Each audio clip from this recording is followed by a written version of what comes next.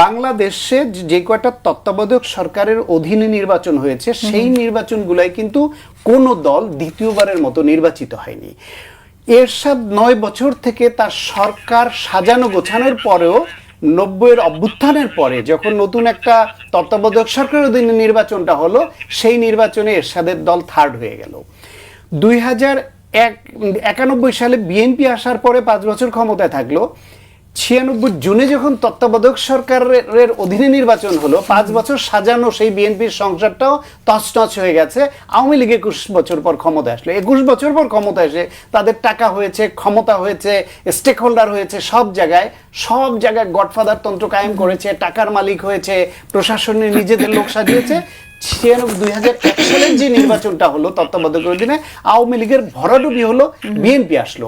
এবং আমার ধারণা 2006 সালে বিএনপি যত লেয়ারে সরকার সাজাক, নির্বাচন হইলে সেই নির্বাচনেও মানুষ হয়তো বিএনপিকে সরকার গঠনের মতো ওই ভারে ভোট দিয়ে নির্বাচিত করতো না। কারণ বাংলাদেশে যারা ক্ষমতায় আসে তারা এই সমস্যা সংকটের মধ্যে মানুষের চাহিদা মাথায় রেখে রাষ্ট্র চালানো খুব কঠিন, পারে না।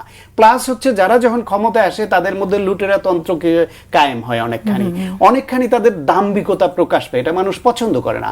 অনেক ক্ষেত্রে তারা দুর্নীতিতে সম্পৃক্ত হয় অনেকে, এটা মানুষ পছন্দ করে না।